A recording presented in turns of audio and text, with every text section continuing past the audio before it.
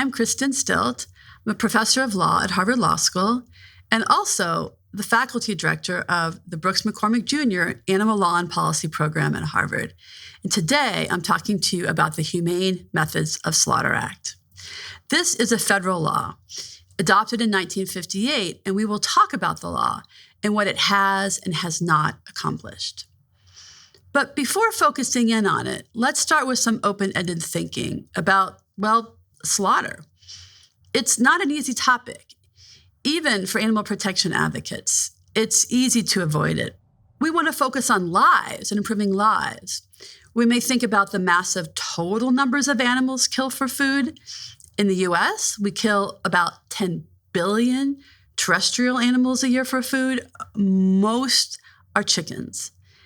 This huge number excludes fish, for which the numbers are even higher and only estimates because fish are counted by weight, not by individuals. About 4 billion finned fish and about 43 billion shellfish were killed to support the U.S. food supply in 2013, the last year for which those kinds of numbers are available. But do we think about the moment when individual animals are killed? It might be easy to assume that it's something that happens quickly at the end of a miserable life. And so we don't need to or don't want to think carefully about it. But we do. And today I'll tell you why, how we do think about it, and how we might think about it in the future. My own introduction to this topic came without much of a choice while I was living in Cairo as a PhD student. There were Australian advocates against the live export of animals from their country to other countries for slaughter. For example, sheep and cattle were sent to Egypt on boats on journeys lasting up to a month, and the conditions were very detrimental to the animals. So the Australian advocates against live exports sought another angle to try to stop the exports by showing the Australian regulators how the animals were treated upon arrival. So I served as translator and an overall guide to the chief investigator, Lynn White, and we saw hundreds and hundreds of slaughtering of animals, sheep, goats, and cattle. It was certainly traumatic, but I learned a valuable lesson from Lynn, which is witness, witness, witness, and document so that you can understand what happened, so that you can share that information, and so their lives, their suffering will not be in vain. So why did Congress take up the topic of slaughter for the first time, resulting in this law? Congress typically acts under pressure, and the congressional record shows that there was strong public demand for humane slaughter legislation. Representative Hoeven, a Republican from Iowa, said, quote, "If there ever was a bill which is the result of public opinion, it is this bill on slaughter. The Agricultural Committee has received more mail in reference to this particular bill than on any subject which has ever been presented to the committee." This sentiment, expressed mainly in favor of the pending legislation, has, among others, come from humane societies. It has come from labor organizations. It has come from the rank and file of the American people. When you sum it all up, he said, it is just as simple as this. No one that I know of is in favor of cruelty to animals.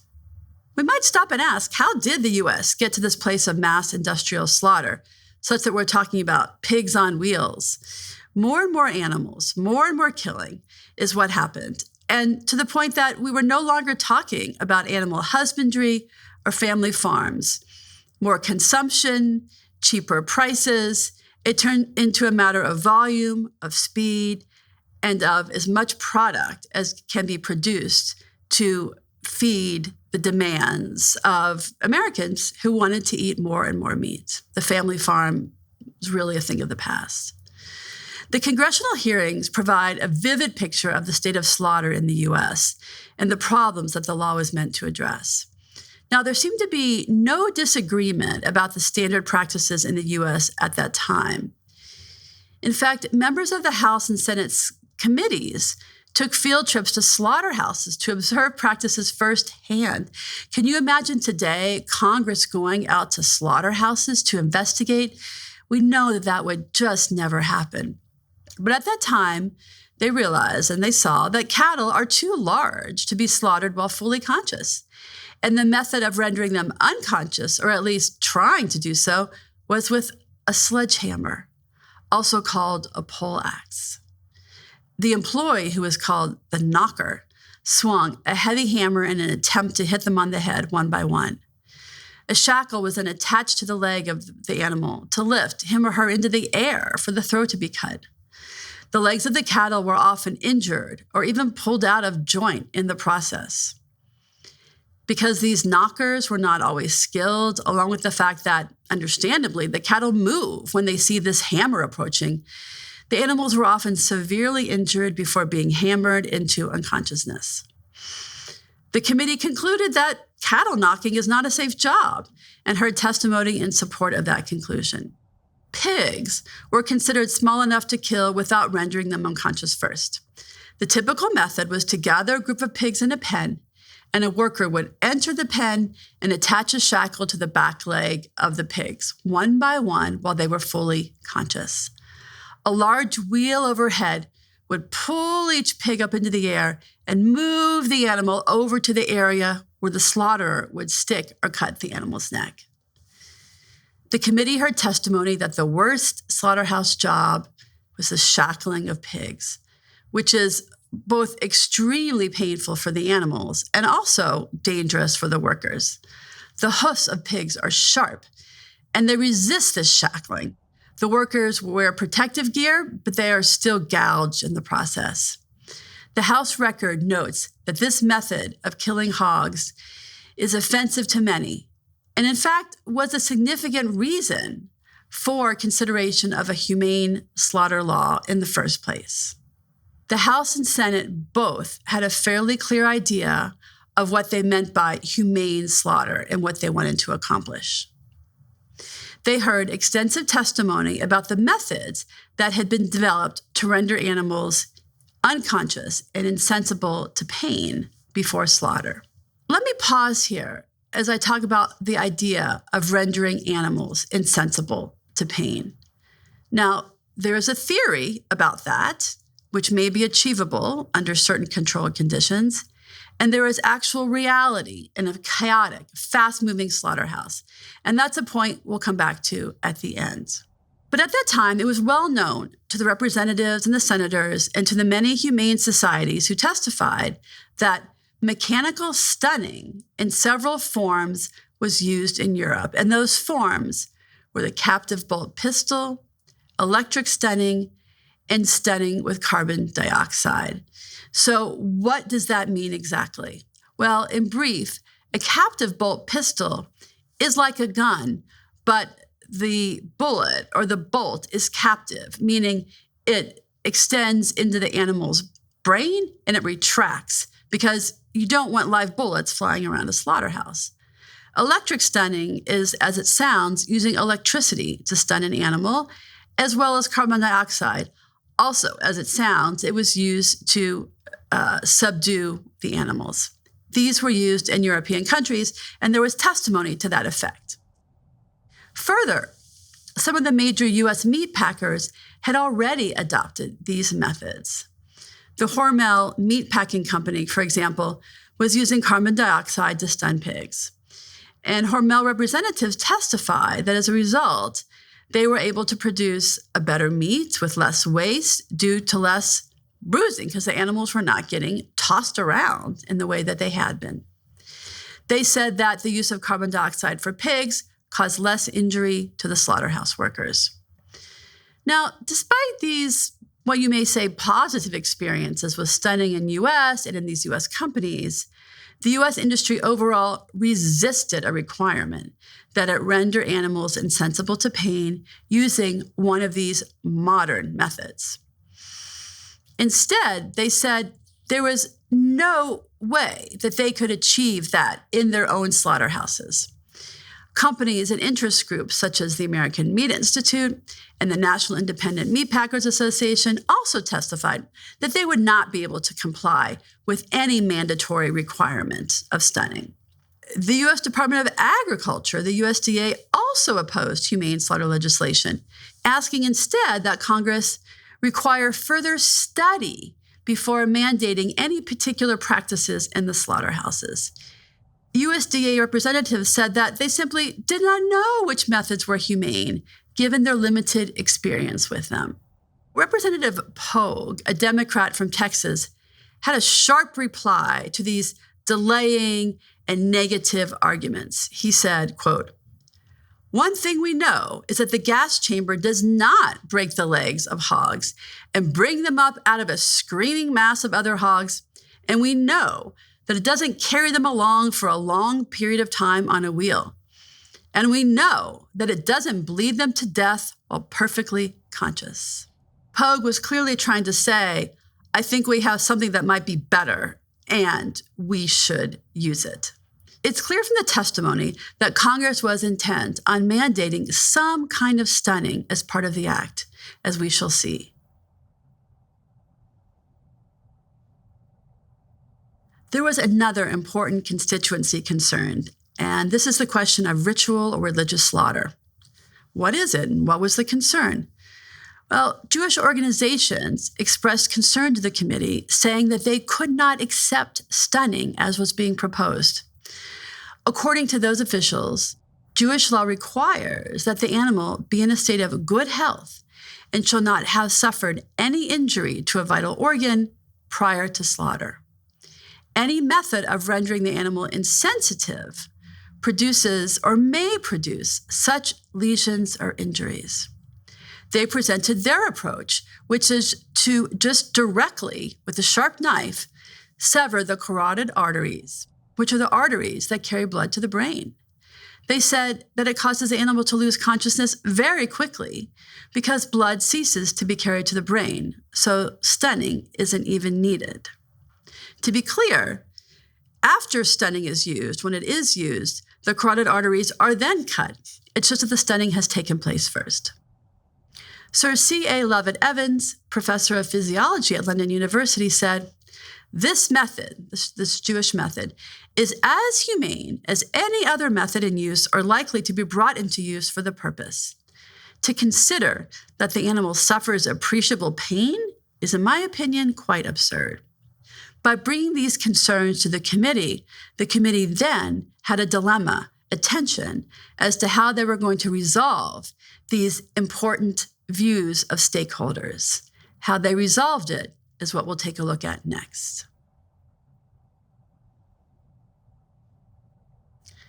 Next, we're going to take a look at a first draft of the act, and it comes in the form of the Senate's own bill. It's important to look at, even though it is not what was adopted in the end. So the Senate bill had essentially three parts.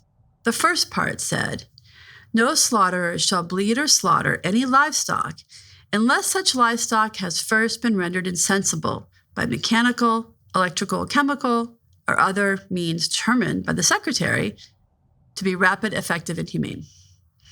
The second part said, "No slaughterer shall bleed or slaughter any poultry unless such poultry has first been rendered insensible by the severing of the head from the body or by any electrical or other means determined by the Secretary to be rapid, effective, and humane."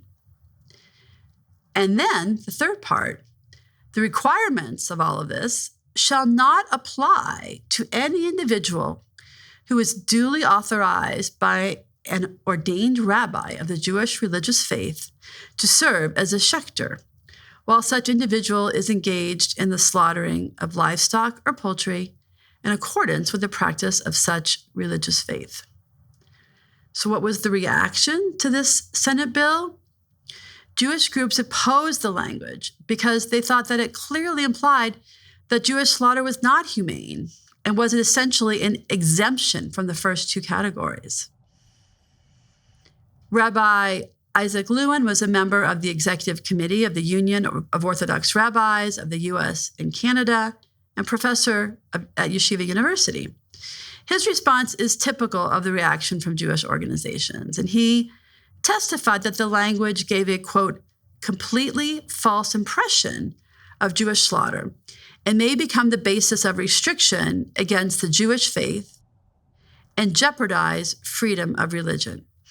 He argued that presenting Jewish slaughter as what he called an exemption leads to the, quote, inescapable implication that ritual slaughter is inhumane, but allowed because prescribed by religion.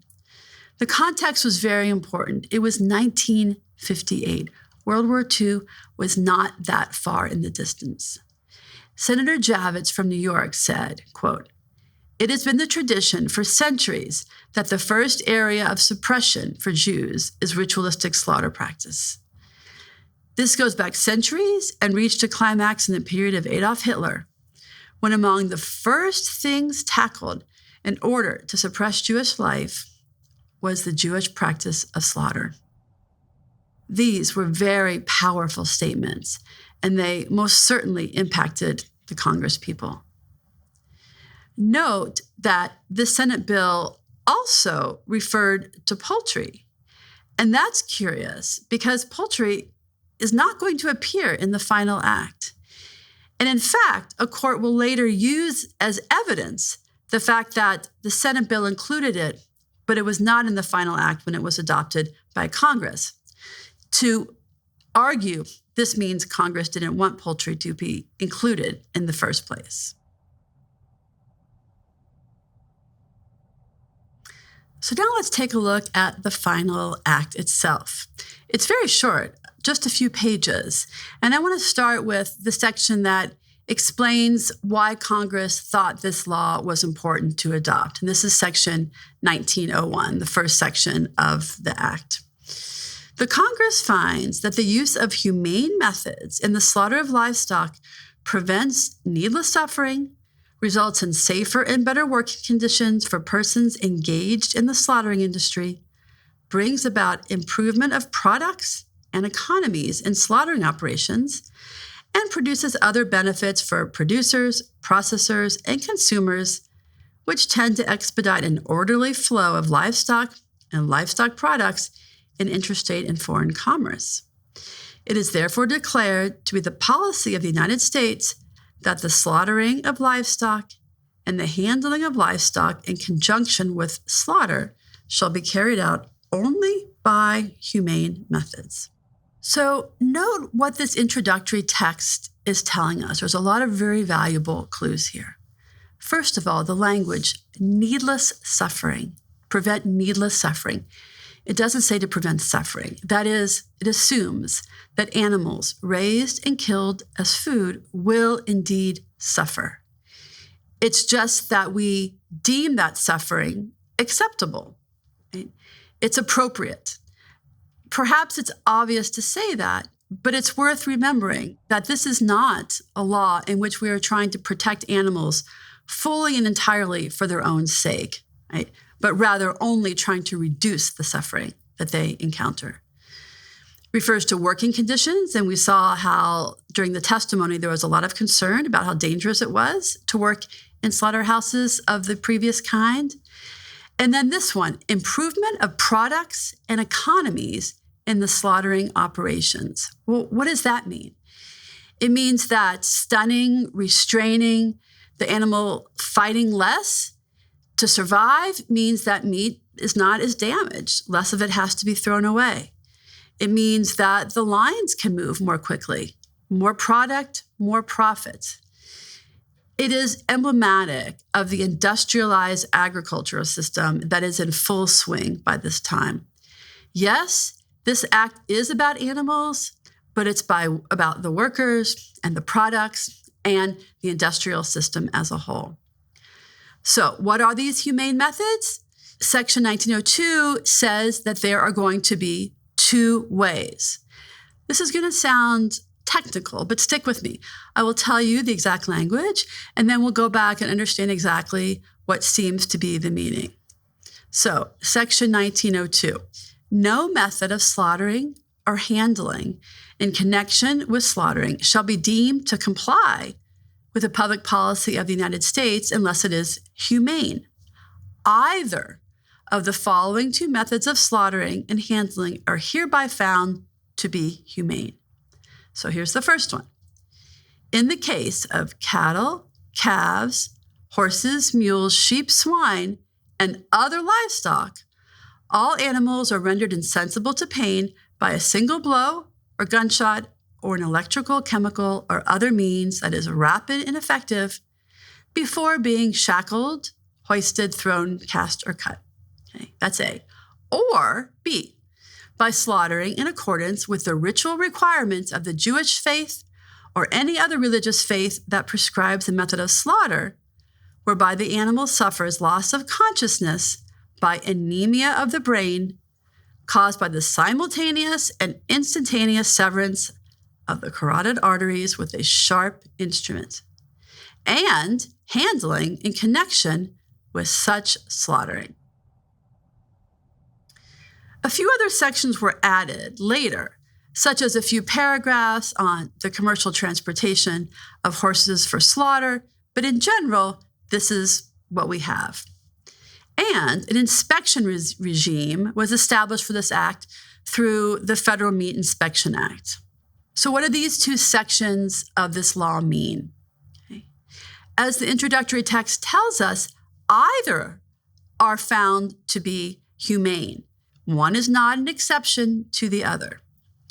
The first will sound similar to what we saw before. You have to render the animal insensible to pain by a single blow or gunshot or an electrical, chemical, or other means that is rapid, effective, before being shackled, hoisted, thrown, cast, or cut. And then B is a little bit different than what we've seen. When you have the Jewish or any other faith that prescribes a method of slaughter whereby animals basically bleed to death. But specifically, it requires for the simultaneous and instantaneous severance of the carotid arteries. That means you should do it quickly and all at once. And it includes handling in connection with such slaughtering. What is this handling? It's basically saying that if you're in Part B, the religious slaughter section, the religious community governs not just the slaughter, but how the animal is handled prior to slaughter. For example, is there some kind of restraining device? What kinds is it? It adds discretion to the slaughter itself, and it inherently takes it away from the USDA inspectors. In fact, they refer to it as the ritual bubble. You don't go into it. You don't look at it. That's stating it in a very stark way, but that's very much the bottom line. Now, who is this, quote, or any other religious faith that has a similar slaughter? We didn't hear about that in the testimony. And in fact, there was no mention during the congressional hearings of Islam or other religions, and no Muslim groups testified. But clearly, this is who the legislators had in mind. Now, the Muslim population in the U.S. is about 3.5 million. So, of course, much more than 1958. But even then, the legislators were aware that there was another form of religious slaughter in the Muslim faith that had similarities to Jewish slaughter. In the Muslim faith, when an animal is killed appropriately in religious terms, the meat is considered halal or permissible to eat. And some, perhaps many Muslims, seek out halal meat. But the Jewish slaughter practices and the Muslim slaughter practices do bear some differences. Most importantly, the stunning issue is not as stark. Many forms of halal slaughter do, in fact, allow for stunning. We saw what the concerns were on the Jewish side, which is that there should be no injuries or lesions on the animal. The Muslim side is a little bit different. The concern is that the stunning should not kill the animal, because the cause of death of an animal, in order for the meat to be halal or permissible, must be loss of blood. It cannot be that they were killed by an electrical stun or some other stunning practice.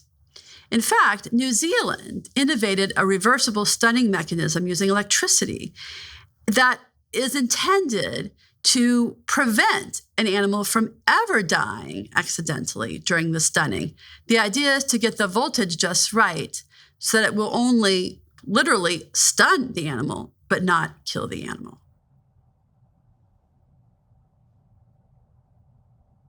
So we've been talking a lot about stunning, about rendering animals insensible to pain.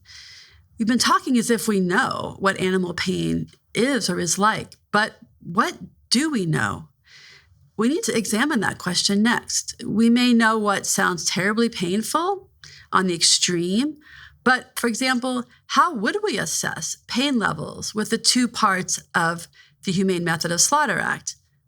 Part A with the stunning and Part B with the sharp knife cut. There have been many efforts over time to try to understand animal pain, and they continue to go on. But some newer ones stand out to me as particularly important. They were studies on animal pain in the context of slaughter, conducted in New Zealand at Massey University. Now, it may be difficult to hear about these studies because, well, on the one hand, they're trying to figure out what might reduce pain in slaughter. On the other, they sound fairly gruesome. They were published as a series of 4 articles in 2009 in the New Zealand Veterinary Journal, and you'll find the sites to them in the paper accompanying this video. So what's interesting and innovative is that they used a test that had previously been considered a diagnostic tool for humans. It is called electroencephalogram, or EEG. So according to the Mayo Clinic, an electroencephalogram, or EEG, is a test that measures electrical activity in the brain using small metal discs or electrodes attached to the scalp. Brain cells communicate via electrical impulses and are active all the time, even during sleep. According to the veterinary scientists at Massey, EEG waves have been shown to reflect alterations in activity associated with the cognitive perceptions of pain.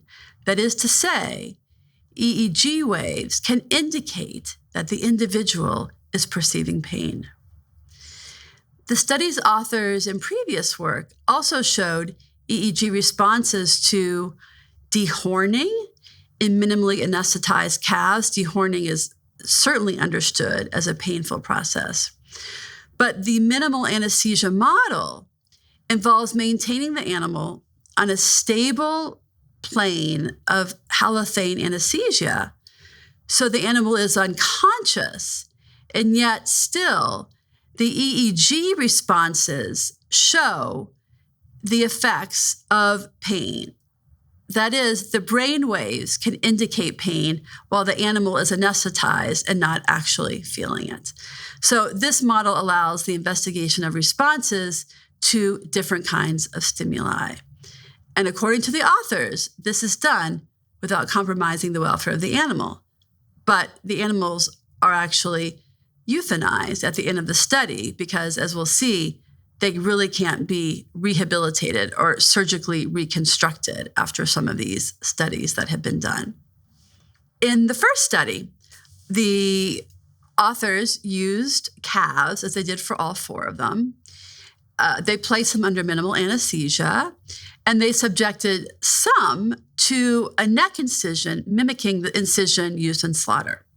For the other half, there was no incision, but what they called a sham incision, which really meant lightly touching the calves' necks with a wooden stick. So there was some touching, but nothing else.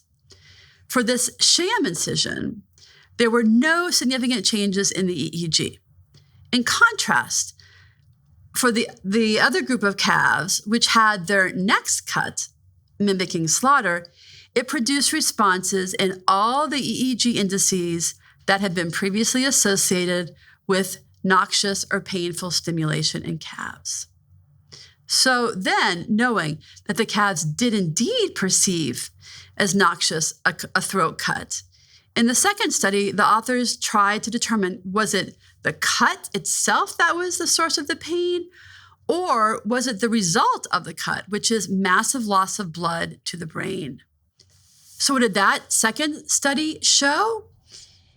It showed that the EEG response indicating painful stimuli is due to the incision itself mainly, and not simply due to the lack of blood flow to the brain. So building on those 2, the third study turned to the question of pain reduction and asked, can a non-penetrating captive bolt stunning relieved the pain of slaughter by studying the same kind of EEG responses had already been used.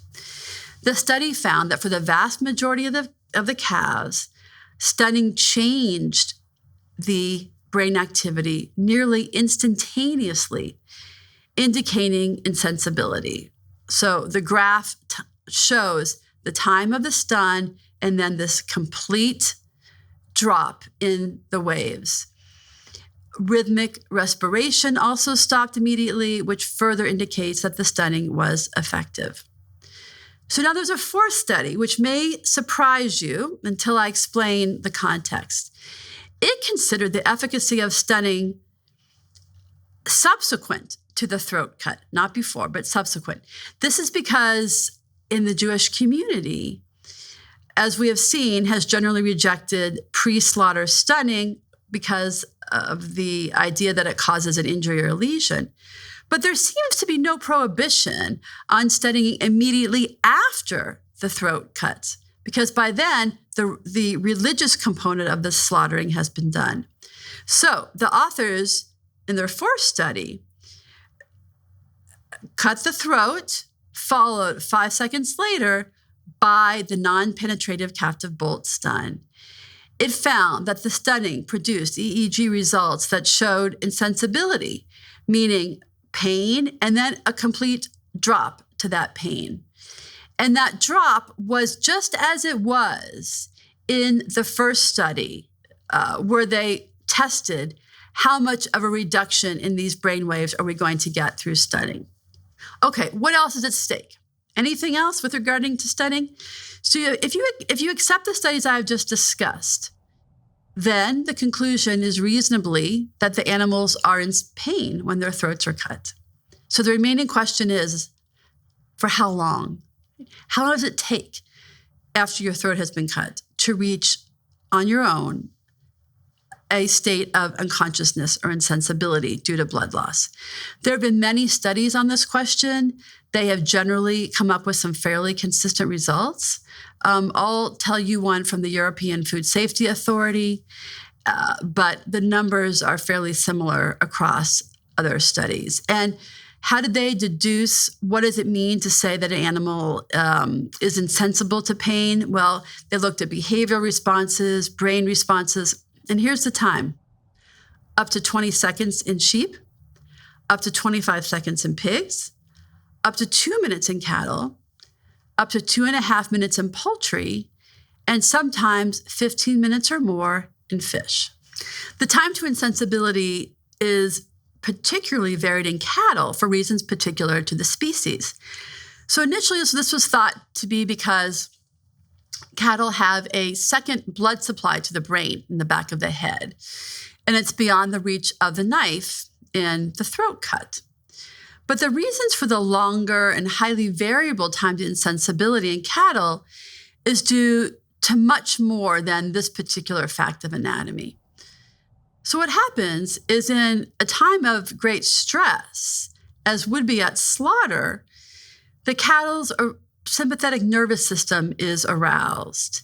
And when that happens, it slows down the rate of bleeding, the bleeding out rate. The carotid arteries of the cattle, the ones that are cut in the neck, are also particularly sensitive to spasms and clotting, which in turn delays the flow of blood. But the main reason seems to be something called allometry, or disproportionality between brain size, blood volume, and the amount of opening that would be shown on the carotid arteries once they're cut. That is, the amount of space for which the blood to flow from. It essentially means that their arteries are too small to deplete blood volume quickly enough to reach unconsciousness or insensibility earlier, and they stay alive and sensible, conscious for a longer time, and presumably in pain for all of that time.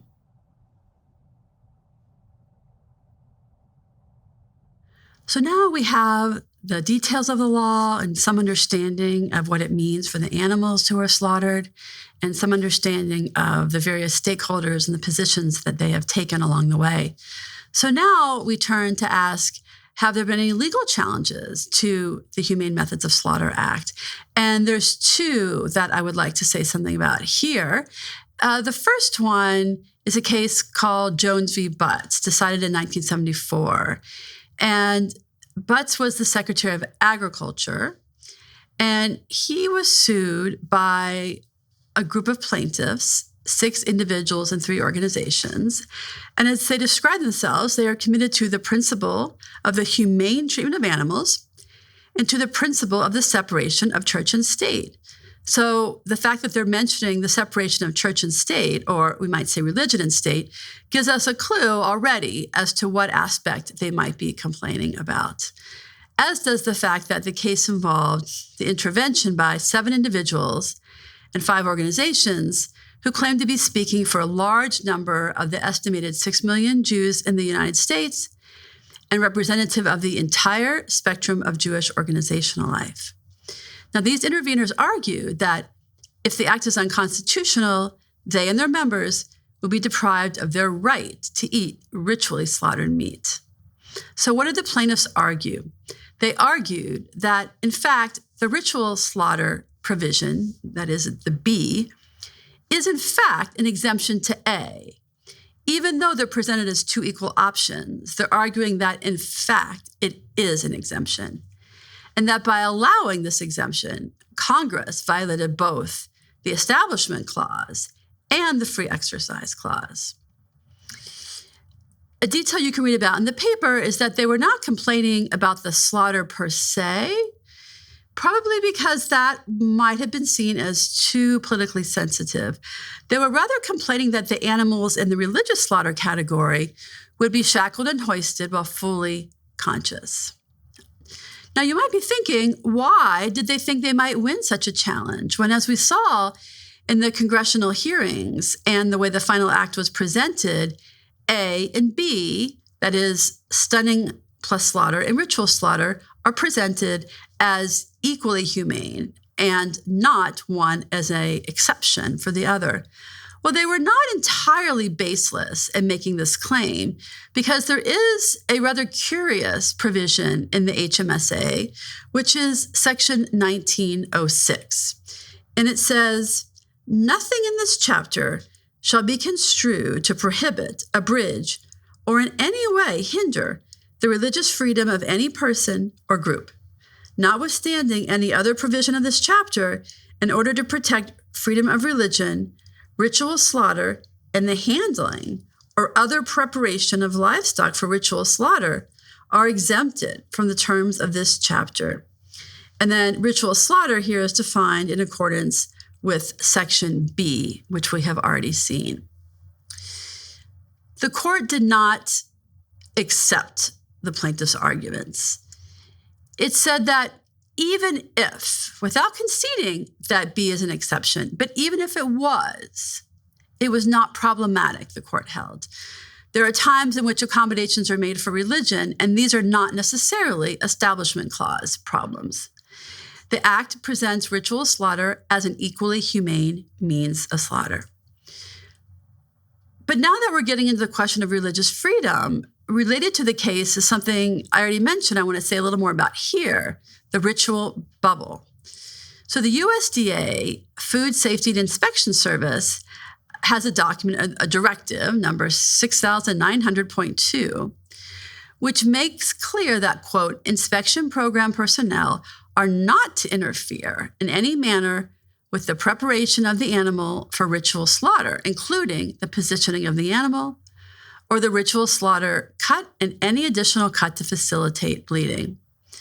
And then in a training manual, the FSIS says that the ritual slaughter cut and the handling and restraint that immediately precedes that cut is often called the ritual bubble. So they themselves use that language. The activities that occur within that ritual bubble, it goes on to say, are protected as part of the constitutional right of religious freedom.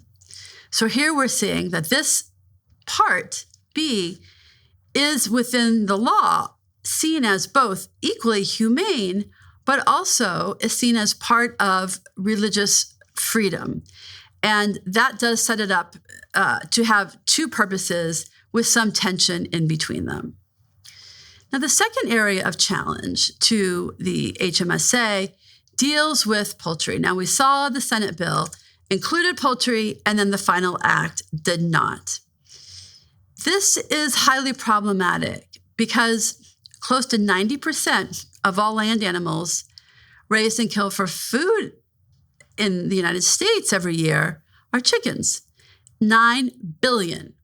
With such a high number, we would hope for some protections from the USDA. But the USDA has said, no, chickens are not enumerated, chickens are not included. The USDA was sued over this, and it held its position that it does not cover poultry.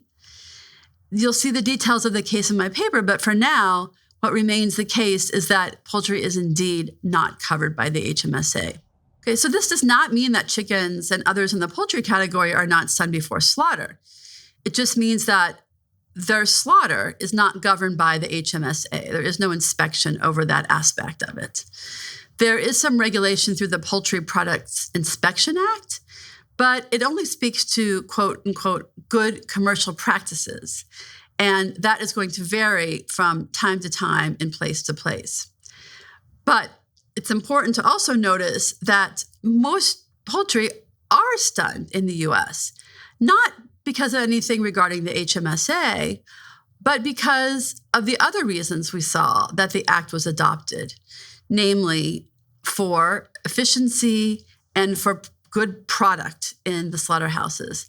So slaughterhouses get bigger and bigger. As the lines go quicker, as more animals go through them, producers have found it more profitable to engage in stunning of chickens so that the lines can go more smoothly, more meat can be produced, and there can be less loss of meat due to injury and bruising and the like. So now we've seen some of the legal challenges, but what other issues are there with the HMSA in practice? And how would we know about those since we aren't sitting in a slaughterhouse watching the activities every day? We have to rely on the inspectors from the USDA. And in fact, they do issue inspection reports, and to some extent, they can be found on the USDA website. And to look them over, it gives you a sense of where some of the problems are. Stunning failure is a common problem, and this can happen in a number of ways. One could be an animal, and this would be mostly true for pigs, is not stunned properly, is not slaughtered properly, and enters a scalding tank conscious and still completely alive. Another way in which stunning fails is when an animal has to be stunned multiple times because the first time is not successful, or the second or the third. This is harmful to the animal, and it's a reason why the HMSA says that there should be one stun with a mechanical device like a captive bolt pistol, not 5 or 6 or 7. When it's done effectively, the brain stops processing pain. When it's done ineffectively, it's just painful. For example, one of these inspection reports shows us a major problem at a slaughterhouse named, if you can believe it, Gentle Harvest, where one day in 2022, a pig was stunned 4 times before finally the pig was appropriately rendered unconscious. And it seems from the report that the stunning attempts were ineffective because they were perhaps in the wrong part of the pig's head, or with the wrong directionality, or with the wrong amount of force. And so when that happens, any benefit from stunning is not transferred over to the pig. And in fact, all the pig is feeling is pain, suffering, and quite a lot of stress as fore efforts are made at the rendering of the insensibility of the pig. This inspection report and others like it lead us to our final topic, which is to consider whether or not it is even functionally possible to engage in the humane slaughter of livestock.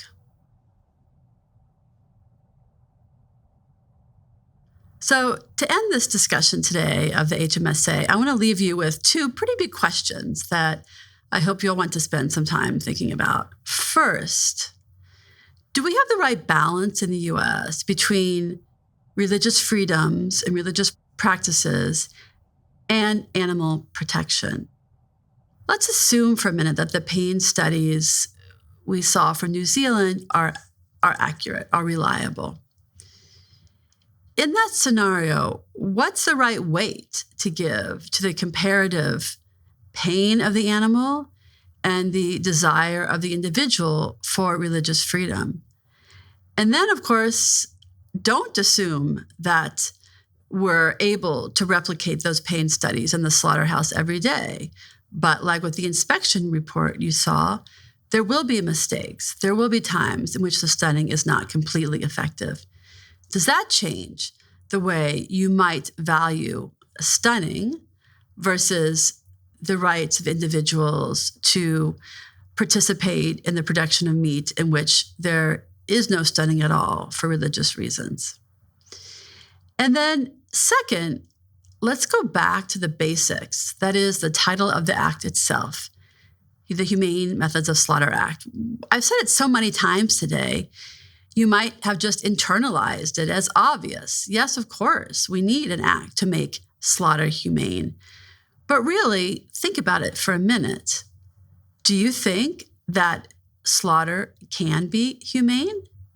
Can killing be humane? There's many ways to answer this question, but I'll sketch out perhaps the most prominent two responses. First, you might say, well, yes, slaughter can be humane, and we should try to make it humane because, in this view, animals are ours to use, to eat, but we shouldn't be unnecessarily cruel. We shouldn't cause unnecessary or needless suffering. Those were all terms we saw used in the congressional record, if you remember. That's one approach. Another one would take a very different view. If you recognize the sentience of animals, the cognitive capacities of animals, the agency that animals display when they have the autonomy to do so, the family structures and familial ties of animals, and on, the depth of their abilities internally and externally, then you might be troubled with the idea of killing animals to eat them. You might be troubled by slaughter per se without any adjective that comes after it. And along those lines, then whether or not slaughter could or could not be humane is not the right question to ask because it simply shouldn't happen. And so those are two ways to think about it. And we can reflect back upon the HMSA and see that probably had good intentions to try to make slaughter a less stressful and painful experience for animals. And we can see that its success has certainly been a mixed enterprise. For the Animal Law Fundamental series, I'm Kristen Stilt.